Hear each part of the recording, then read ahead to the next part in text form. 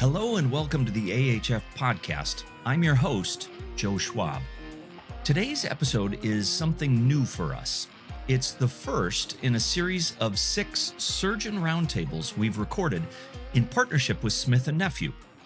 Conversations that bring together surgeons who do this work every day, peer-to-peer, with one goal: practical, reproducible techniques you can actually take back to your operating room.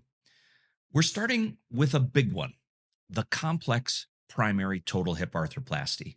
Severe dysplasia, post-traumatic anatomy, obesity, osteoporosis, Dorr A femurs, the hips where the margin for error shrinks and the plan can get tested. How do you decide which cases to take through the anterior approach, and what does preoperative planning have to answer before you make an incision?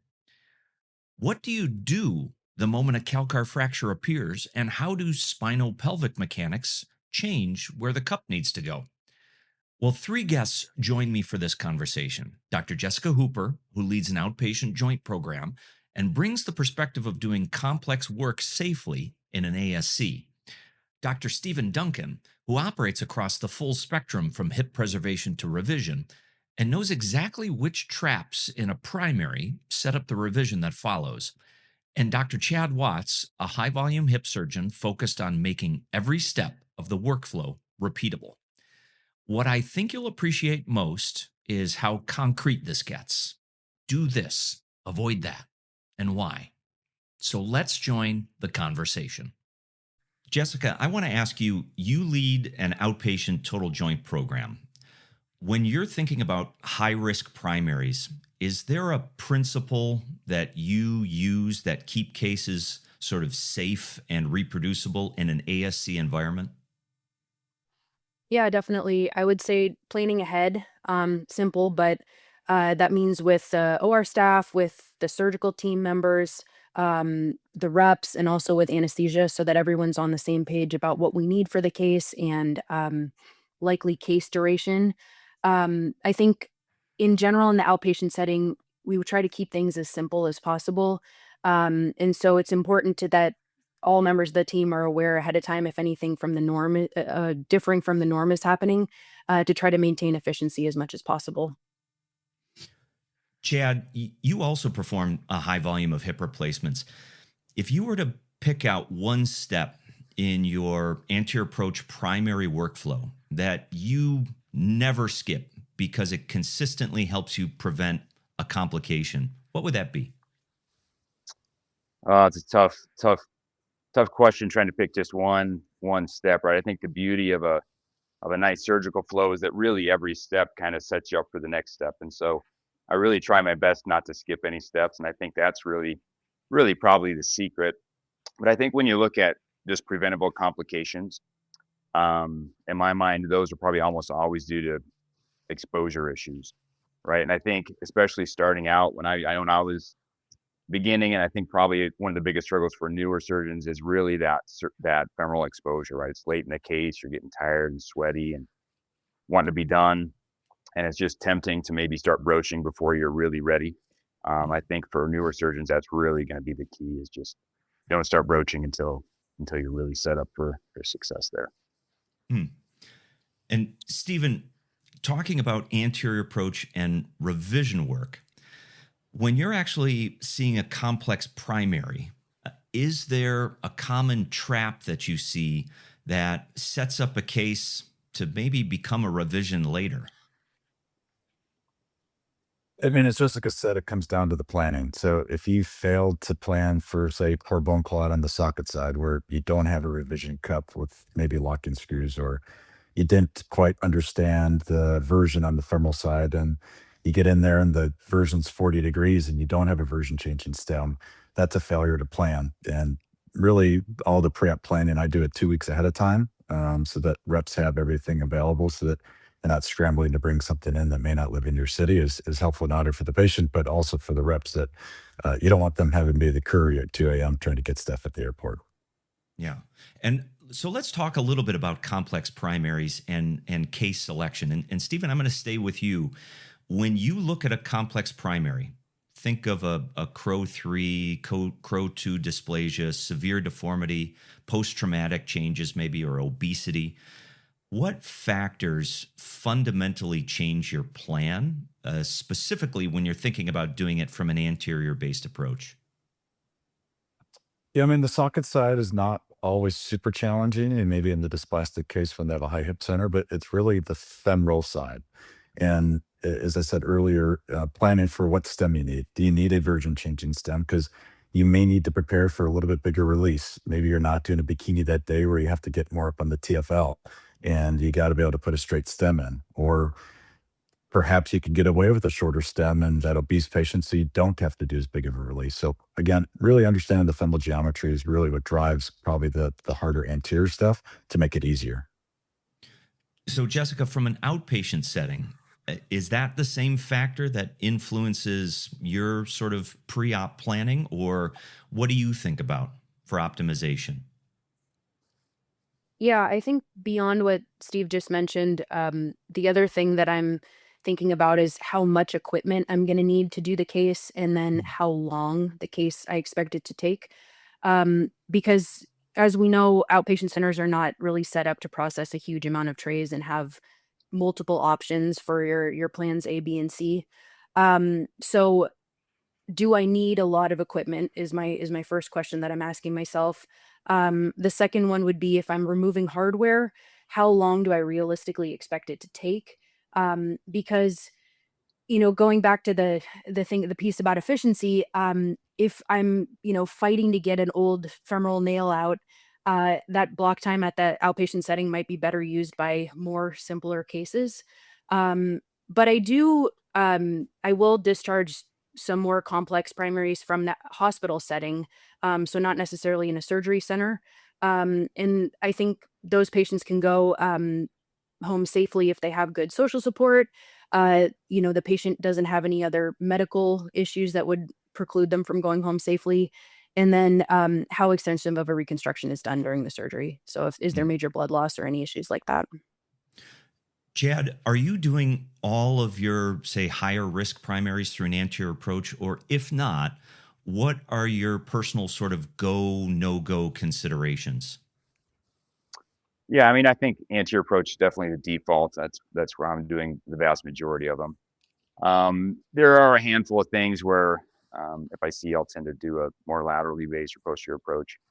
That'd be things like just totally unacceptable soft tissues from the front, hardware that needs to be removed and can really only be done well or safely from the back. Your heterotopic ossification that's more posteriorly based that I need to excise that would be hard to get to from an anterior approach. Non-unions or fractures of the greater trochanter that need to be stabilized. Typically I'll do from a laterally based approach.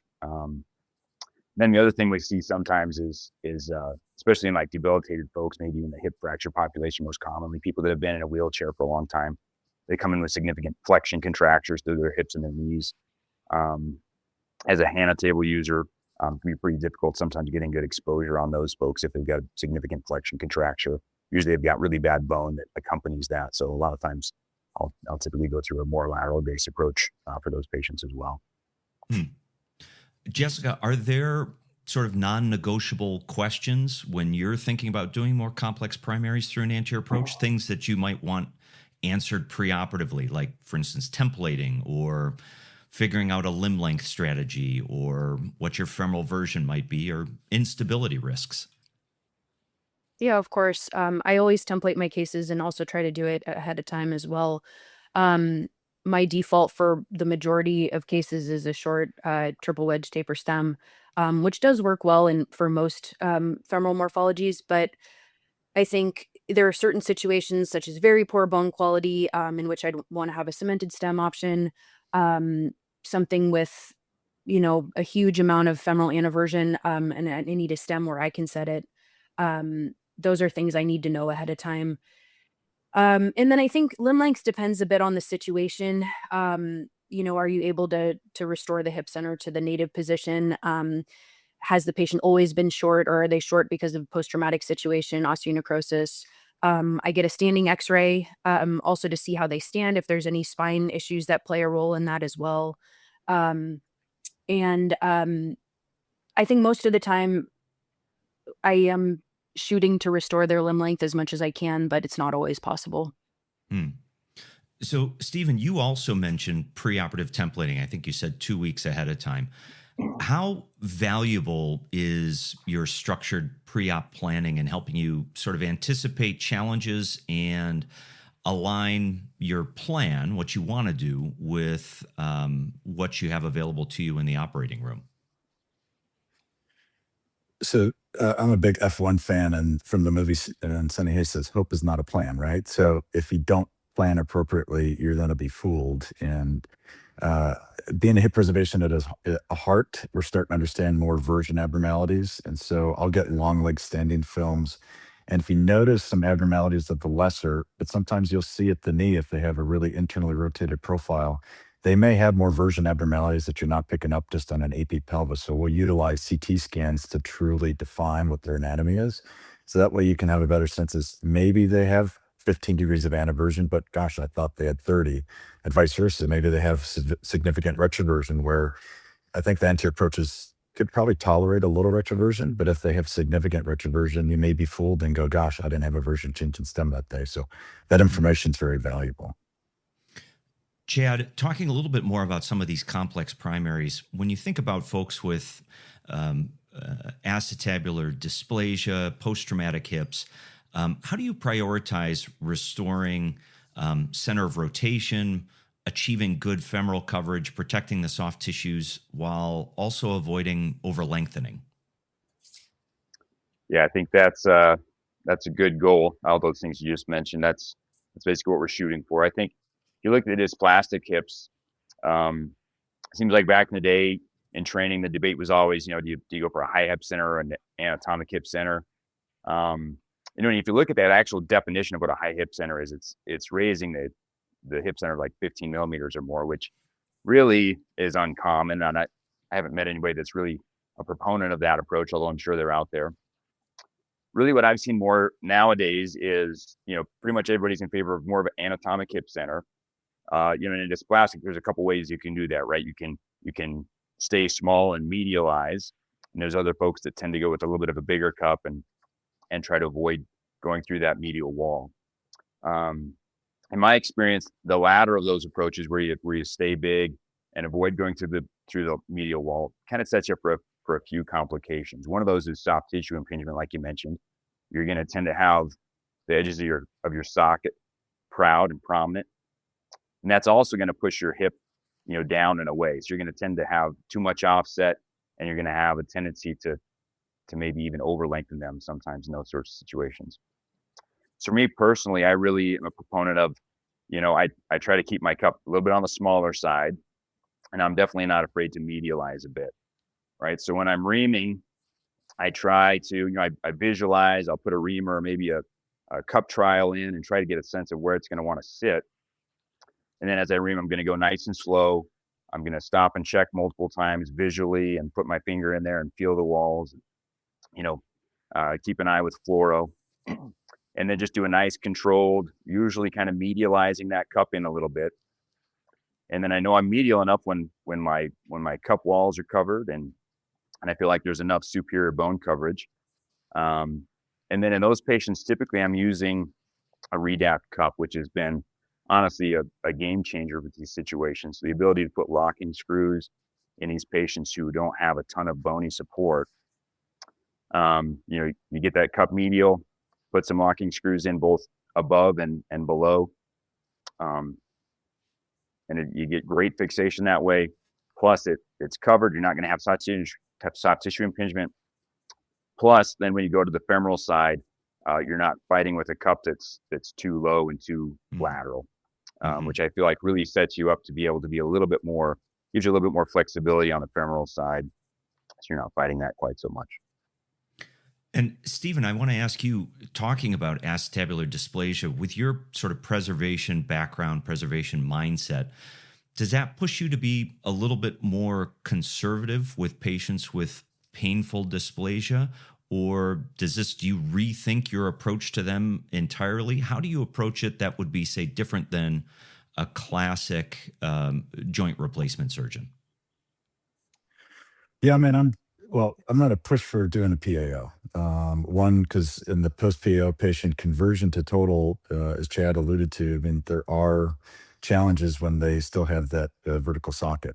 And so by doing the correction, you make it easier, assuming that you don't severely retrovert them or get a malunion or non-union for that matter.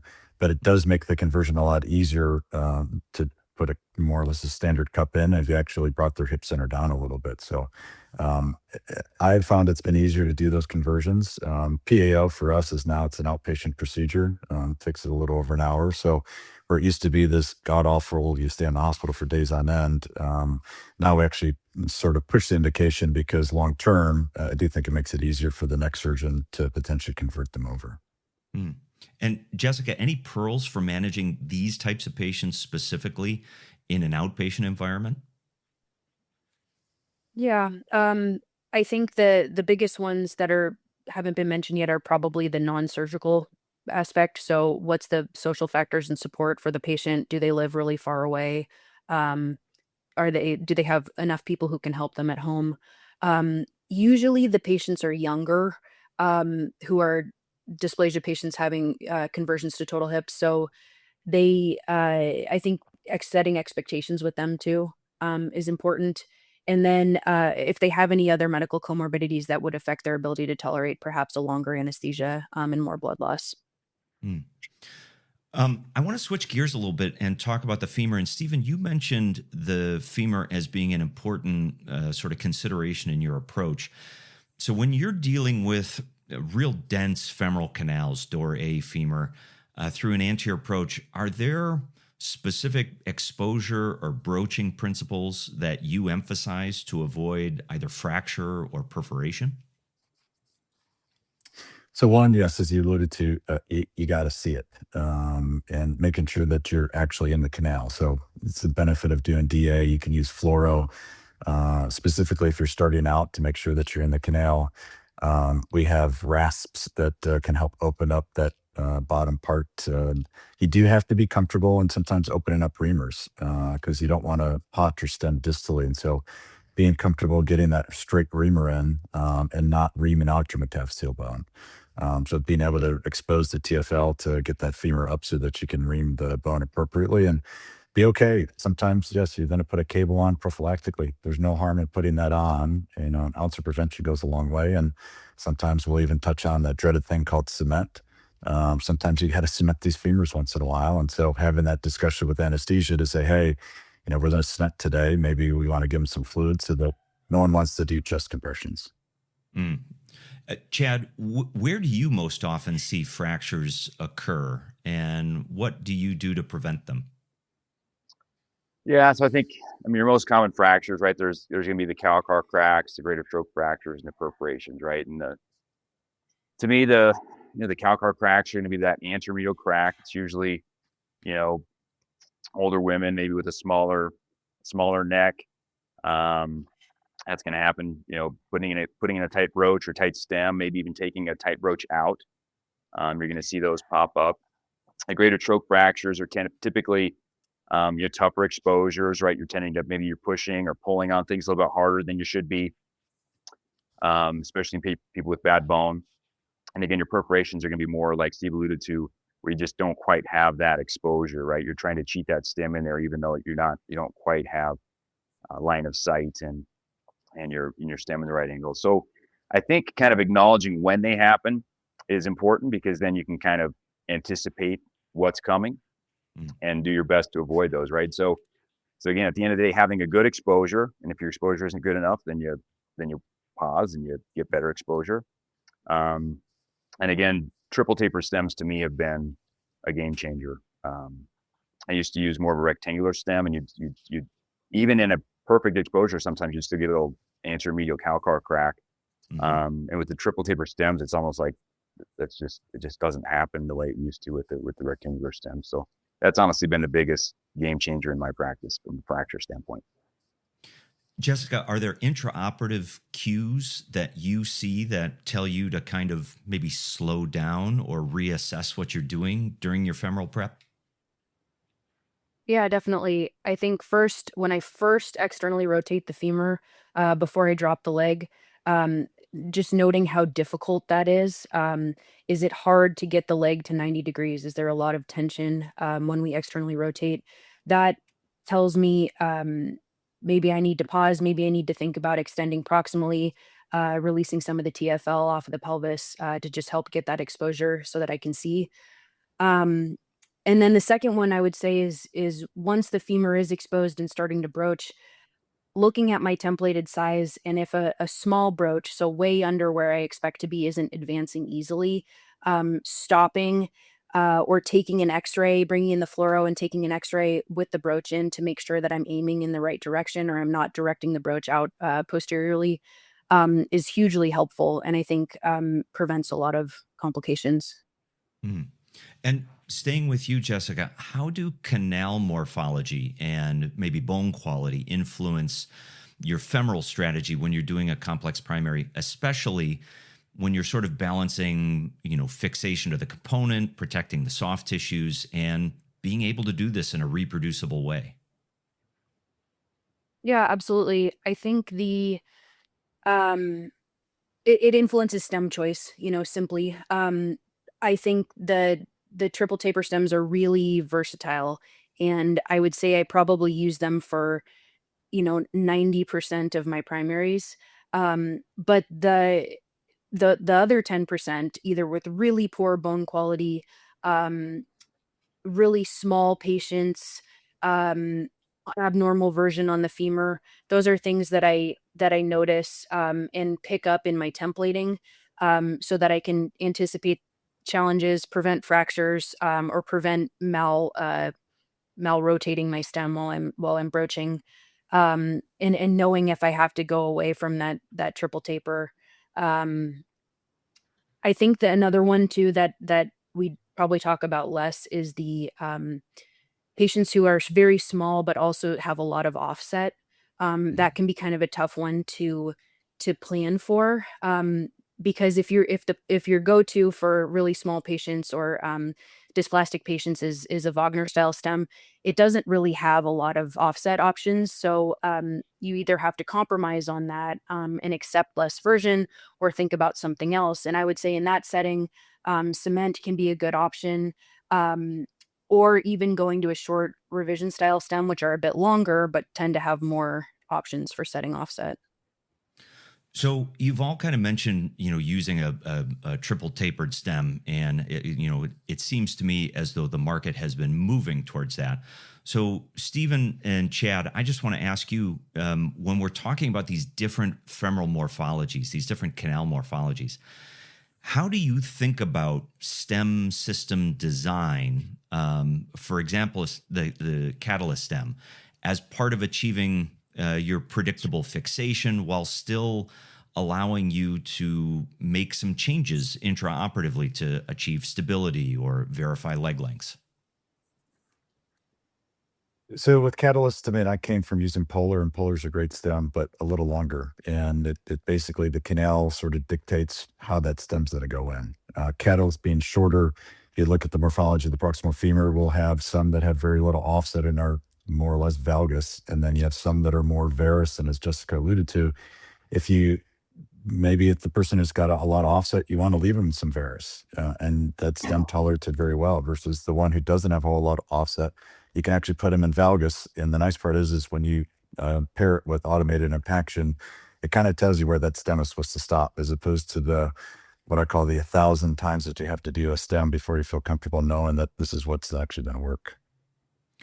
And we'll talk a little bit more about automated impaction later, but Chad, I want to ask you, in these dense femoral canals, is there something in your hands that makes femoral preparation sort of more reproducible? And it could be something like the sequence of instruments that you use, or your pacing, or the use of imaging, or maybe it has to do with how you choreograph your team. How do you feel about that? Yeah, no, I think I definitely add a couple steps in those patients, and really I start thinking about it even from the initial exposure, right? I mean, in those patients, maybe I'm making the incision a little bit longer or in a little bit different spot. As I go through the preceding steps, I'm really focusing on trying to make my femoral exposure optimal. And then once I get to the femur, I definitely add a couple steps. So usually I'm starting with a canal finder and then going to like a rat tail rasp, which I think most systems have. Just making sure I'm in the canal, I'm oriented, I know where I'm going. And then I'll take a rongeur and kind of open up some of that proximal bone. It tends to be quite hard. So I'll take a little bit of lateral and posterior lateral bone. And then if I have any concerns getting that initial starter broach down, like Jessica mentioned, I'll bring fluoro in and just check an AP in the lateral, make sure I'm happy with my orientation. And again, a lot of times that Jessica mentioned, it's going to tend to kick that stem on the lateral view. You might notice you're headed quite posteriorly. And so that's a sign to take a little bit more of that posterior lateral bone, which usually opens things up quite a bit and lets you have better access to the femur. And then in those patients, I always have flexible reamers around just in case I need them. It's not super common that you need them with the triple taper stems, but when you do need them, it's invaluable to have those around just in case. And Stephen, you mentioned automated impaction. Do tools like that help reduce the variability of what you experience in tougher primaries, or how do you assess those types of tools? Yeah, I mean, I'm always a slow adopter of new technology, and as I've gotten used to using the automated impactor, it really has made life easier. We're usually we'll do a 2 broach system. We do a starter, then go to the templated size. And when you're doing 6 to 8 cases a day, I mean, on number 8, your mitochondria are a little worn out. So hitting a trigger versus hitting something 200 times and still being able to do stuff after work is kind of nice.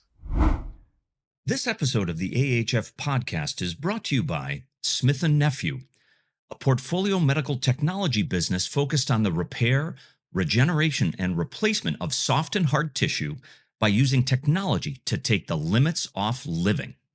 They deliver on this mission every day, making a difference to patients' lives through the excellence of their product portfolio and the invention and application of new technologies across their 3 global business units: orthopedics, sports medicine and ENT, and advanced wound management. The Smith+Nephew Cori surgical system offers proprietary tools and software across the full suite of procedure solutions to deliver a platform that is flexible and scalable across knee and hip joint arthroplasty indications.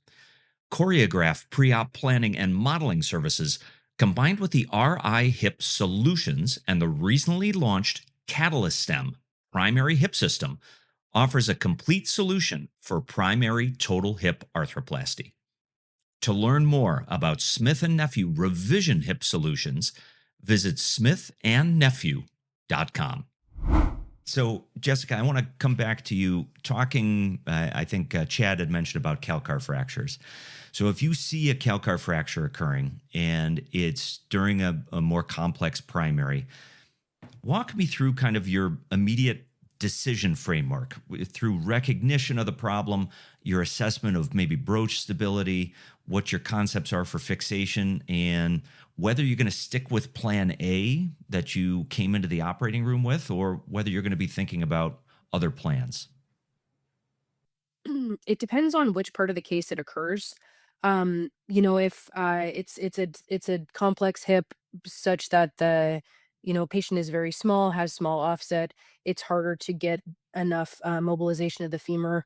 I think at that time the most likely fracture that happened before you start broaching would be of a greater stroke while you're trying to bring the femur up out of the out from behind the acetabulum.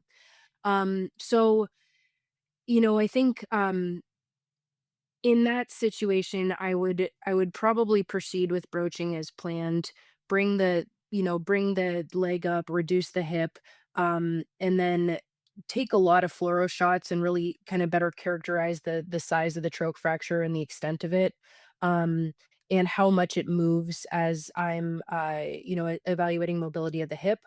And if it's a relatively large piece, it has both the abductor and vastus attachments on the fractured piece. Often I'll leave it, and it'll, the digastric muscles will hold it in place, so it'll essentially scar in there and won't really cause a problem in terms of stability for or pain for the patient. But if it's a smaller piece, it's more of a tip, or if it's like a huge, massive fracture that's extending distally, then often that'll necessitate a second, more lateral incision to be able to actually, do appropriate fixation of it. Um, and then, thinking about calcar fractures, in general, I would say they're less, definitely less common using a short triple taper stem than they are with certain other types. But I think it's important to just be very vigilant in watching for them. Looking at the calcar while you're, both broaching, and also taking the broach out. Sometimes you'll notice it then. And sometimes it's even just more kind of punctate bleeding on the calcar. Um, and so if I see that, what I'll do is just take the broach out, raise the leg up, um, and then get a better idea of how far the fracture extends. You can extend this incision better. Um, really see if it just is truly just a calcar crack, or if it extends much more distally beyond the lesser, past tables. Um, Usually just one proximal to the lesser, but occasionally a second one if it does extend a bit more distally. Then re-expose the femur, proceed with broaching, and then check stability as I normally would. And I think in that situation, I would say the bone quality would determine most if I protect the weight bearing or not. Hmm. Um, I I haven't had it happen to me yet. Say knock knock, but I having a calcar fracture or a huge fracture that extends really distally, I think that would then cause me to basically change my stem choice. Really have to expose a lot more of the femur, multiple cables potentially, perhaps even a plate, depending on what the situation is.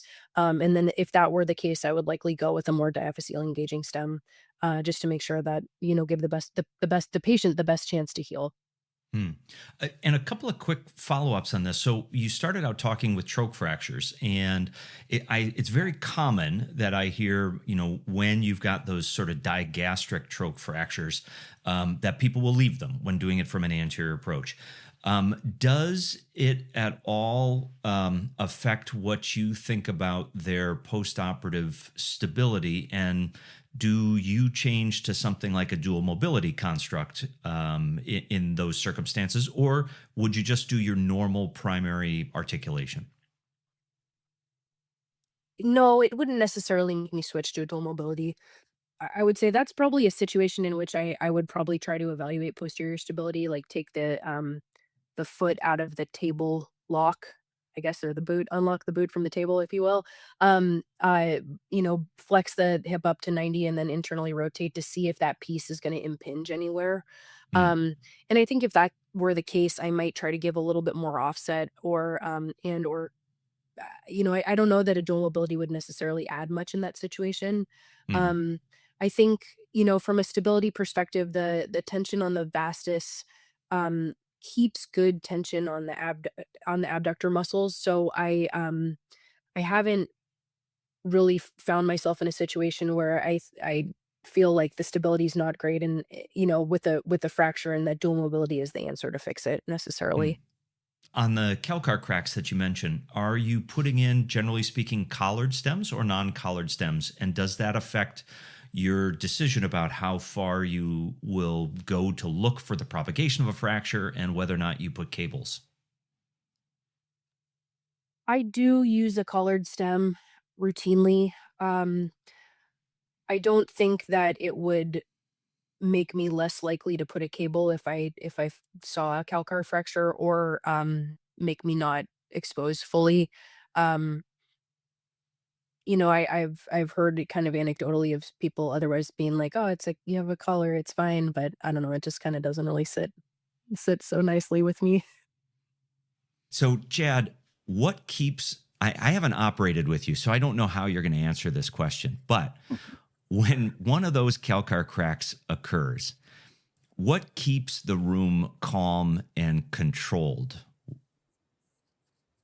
Calm and controlled. Yeah. So I think age and experience. I think if you ask my OR team, I'm definitely more calm and collected than maybe I used to be when these sorts of things pop up.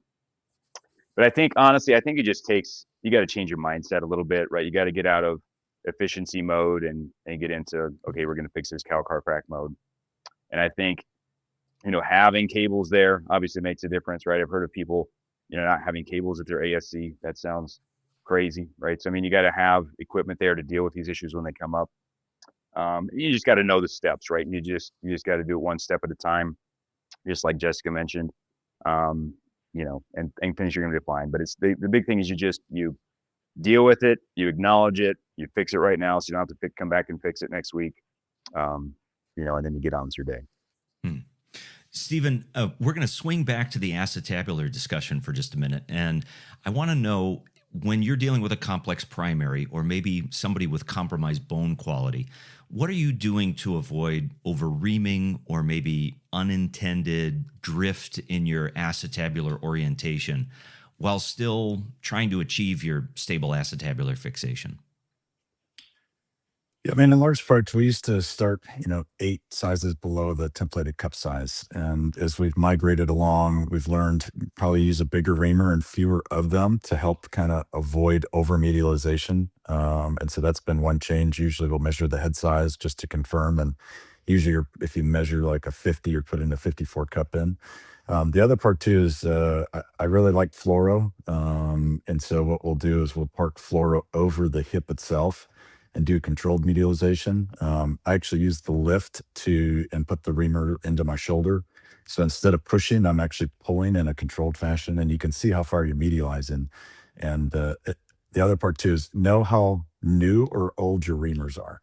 Because if you have brand new reamers and you go full bore action or a resident or fellow, and all of a sudden you're staring at iliacus, you get a little sad. So I always ask the rep, how old are the reamers for the day, to know, do we need to push a little bit or a lot that day? Do surgeons get to use new reamers? Is that a thing? I wasn't aware that was an option. If you have It a good depends rep. upon how OCD you are. But Jessica, I want to ask you, when, as speaking of acetabular preparation, when your orientation targets, it used to be that we wanted to be 15, 20 degrees either side of something and 10, 15 degrees either side of something else.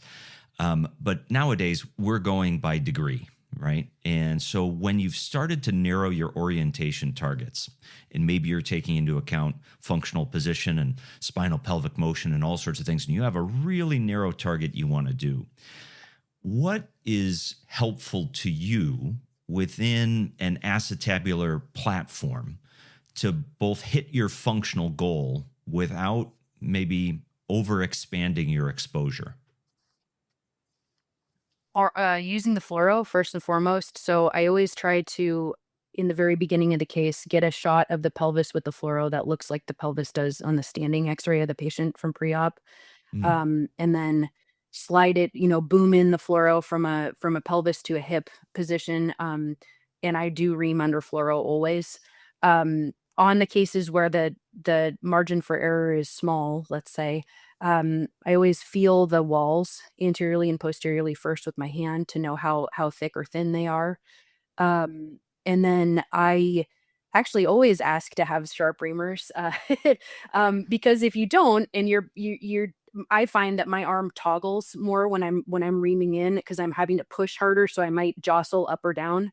And then instead of having a nice hemispherical shape, it's more oblong or just abnormal shaped. So keeping a sharp reamer helps. And then in a normal, let's say a normal pelvis, normal spinopelvic mobility, I often a one shot ream it. So just do my final reamer size and then put in the cup.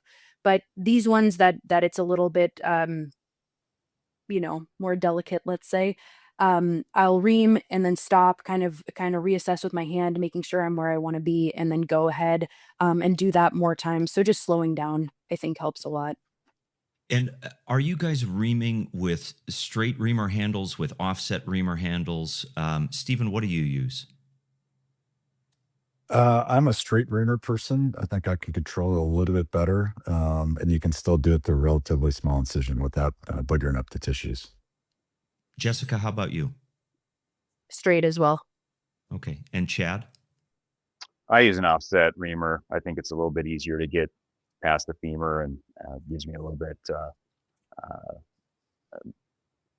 better access in tighter windows.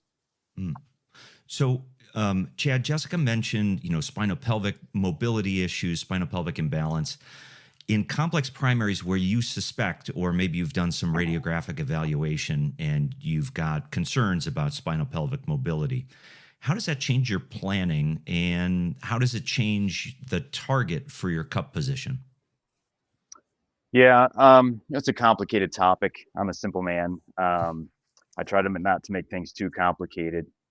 But I think, when you're seeing people in the office, you can pick up a lot of these things, right? You look at you have a pelvis x-ray and you can see the bottom of their spine. You can see if they've got hardware of their pelvis. You can see if their, spine comes off at a 45-degree angle to the road of their pelvis.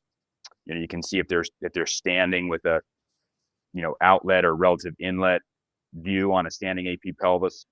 And I think that's kind of how I clue in that maybe there's some abnormalities we need to pay attention to. So just like I think Steve and Jessica have both mentioned it, when I'm reaming, when I'm setting up fluoro, I try to match that to their standing AP pelvis that we had in the clinic.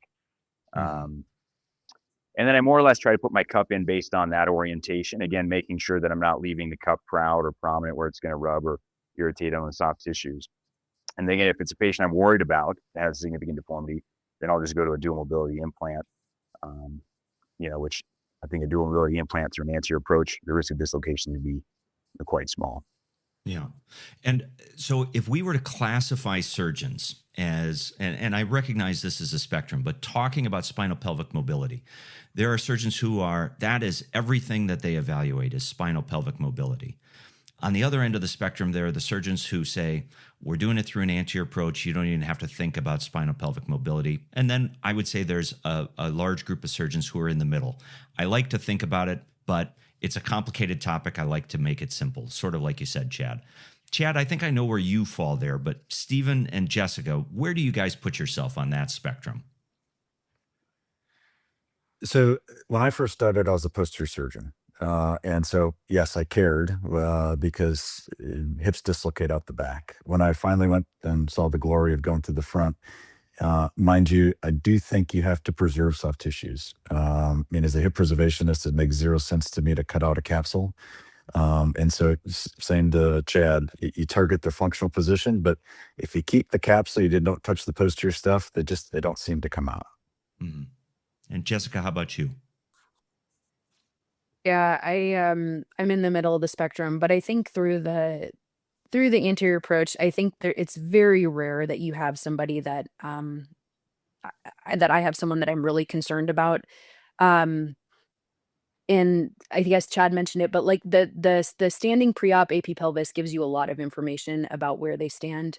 I do often get the lateral x-ray of seated and standing pelvis too, just to pick up if they have any stiffness or hypermobility conversely. And honestly, a stiff spine, where the pelvis is going to sit. The x-rays show you that, so then you can adjust your cup position accordingly. And those people, I'm not usually using dual mobility or anything more than a standard bearing. But the hypermobile ones, or patients who have a long spinopelvic fusion, I often will go with the dual mobility for it, just kind of hedge my bets. But I agree that the dislocation risk is very low. And Stephen, both Chad and Jessica have mentioned use of dual mobility in certain selected cases. In selected high-risk primaries for you, where might a dual mobility option like OR30 fit as your preferred choice, or maybe a targeted choice? OR30 with their dual mobility with its oxinium, and then for the liner, and then also with the oxinium interball. it definitely helps your jump distance compared to just a standard kind of flat poly. And the better part too is if you look at longevity data, having most of the articulation of the inner portion, you do get the jump distance part, but one of the little things we don't really talk about is what's the longevity of the implants. And with some of the data coming out from Lancet recently, where it should be a 30-year hip, if we go back to using a smaller head, which we typically have a 22 and 28 head, maybe we get some better longevity where we can say perhaps we'll get more 50 years out of some of these constructs because we're using them in some of these younger patients, whether it's the dysplastic or, we've got the scoliosis patients now with dysplasia as well. So thinking about some of these younger patients, I do think that we can maybe get some longer term survivorship for these folks as well with using the dome mobility. And with your history with hip preservation, and I know over the last 30 years, hip preservation has really started to understand a lot more about things like acetabular version, native acetabular version and orientation. Has that affected the way you think about functional cup position in a complex primary? Yeah, I mean, it's always interesting. So if we see somebody who has more of the anterior pelvic tilt where we're worried maybe they will come out the back, do we need to then spend a little bit more time on dialing in their cup position, taking down some of the osteophyte where if you match their position, perhaps will they come out through the back on an anterior approach, which again should not happen. But yeah, it really does force me to pay closer attention to what that acetabular version's doing. Maybe not as much on the abduction side as we've learned, but really the version is what really drives a lot of the instability picture that we see, whether it's through the front or through the back. Hmm. So I want to shift gears just a little bit because we've got an ASC sort of specialist and we've got, folks based in a hospital. And I want to talk about workflow and especially workflow for reproducibility, because whether you're working in an ASC or whether you're working in a hospital, everybody doing total joints wants to be able to do them reproducibly. So Jessica, I want to start with you talking about a reproducible workflow for complex primary totals, specifically through an anterior approach. What does that look like in an ASC? From your perspective, if you can walk us through things like patient optimization, planning to instrumentation, intra-op decision-making, and discharge readiness. And I recognize that's a big question. So really just hitting the highlights of each of those areas. Okay. I'll try to be as succinct as possible. But so healthy patient, good social support. The complex case is not too complex, let's say. Not removing like 40-year-old overgrown nail and in someone who's also had a terrible acetabular fracture failure. Like that's going to take you a long time, and that's not an appropriate case for the outpatient setting. But maybe prior PAO, short nail that has failed somewhat acutely. If the patient is healthy, I think those are reasonable cases to do in an outpatient setting. Mhm. I think the goal really is to avoid intra-op decision making, meaning that you've planned the case ahead of time, you've thought it out, you're not changing your mind during the case and calling for instrumentation that you either may have in the basement or wish that you had with you. Um, and that helps keep things moving and keeps your day rolling basically without compromising on the reconstruction you're doing for the patient. Hmm. And Chad, when you were to take this concept into a hospital setting, what changes, if any, would you implement? Yeah, I mean, as Jessica mentioned, I think the ones you're doing in the hospital are just going to be more complicated, right? So, in my hands, if you know, if we have the equipment at the ASC, if we have the hardware removal sets at the ASC, we're not needing any fancy revision equipment from an implant standpoint. Then we're going to do those at the ASC. In the hospital setting, they're going to be more complicated. The benefit is you typically are going to have more access to some of those sets and revision implants and that sort of thing. So I think it definitely takes a little bit more planning. Just make sure you have plan B and C around just in case you need it. But I think at the end of the day, that just gives you a little bit of extra breathability and the reassurance that you've got everything you need should issues or surprises arise. Does having the availability of that instrumentation in a hospital setting make it so that you can really plan less if you want to? Well, yes, there's that, as long as they have it there, right? And as long as somebody else isn't using it, right? So I think as long as you're communicating, hey, I've got this case coming up, so the reps know, so the hospital knows. It's always it's never fun when you get there and two different surgeons have the same case on the same day, and there's only one set of something, right? Yeah. So I think just communication, a little bit of early planning and communication is really the key there to avoid those surprises. Sounds like it changes the type of planning you might want to do before going into a case like that. Right. Yeah. It's I guess less of the fine details and more of just kind of the bigger picture.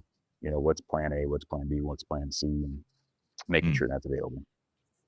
Stephen, what aspects of these types of sort of high efficiency workflows do you feel influence sort of safe, repeatable decision making, specifically in the setting of working with trainees?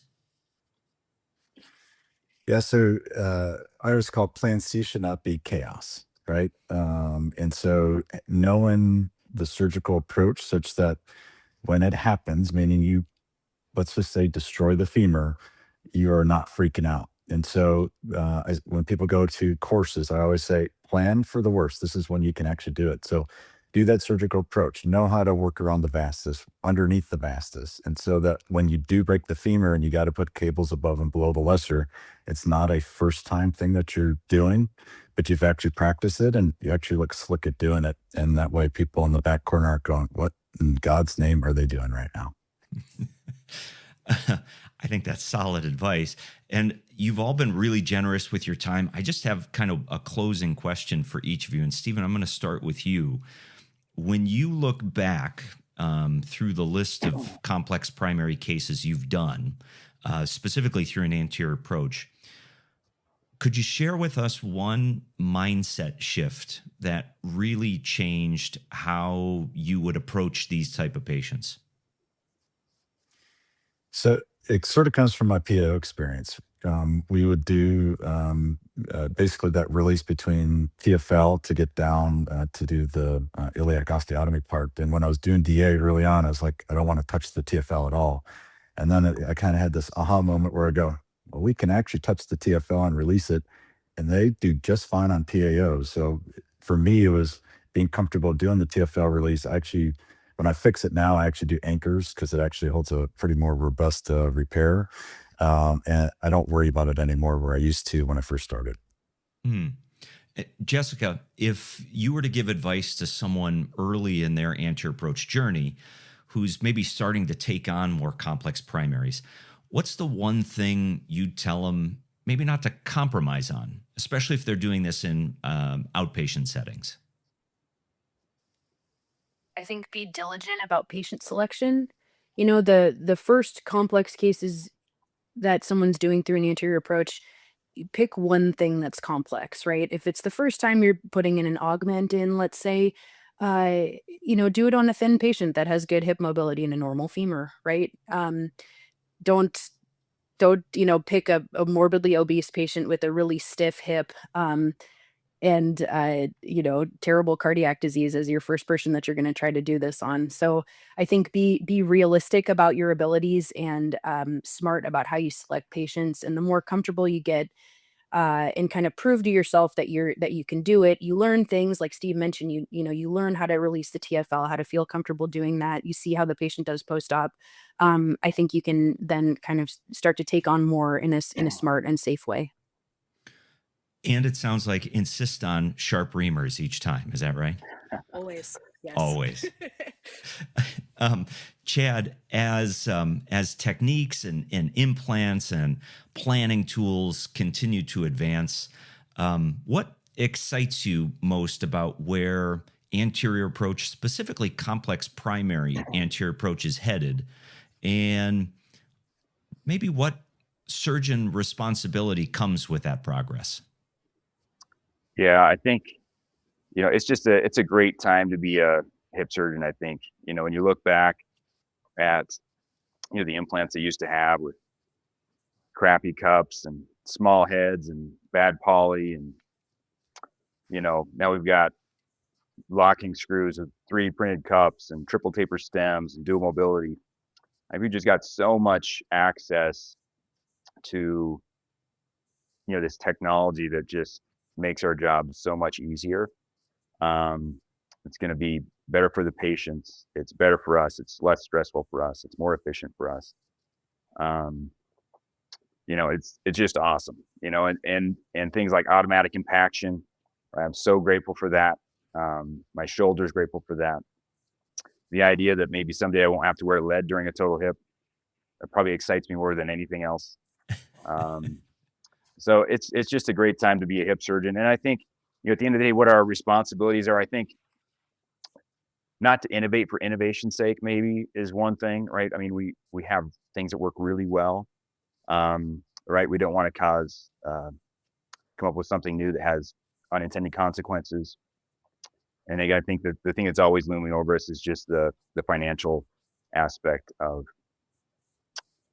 these technologies, right? Is, we can take a surgery and make it really expensive if we use all the bells and whistles, and trying to figure out, like, where are we really going to get our value? Mm-hmm. How do we improve outcomes without breaking the bank and being financially responsible in tough economic times? So I think that's probably going to be the biggest role, in the near future.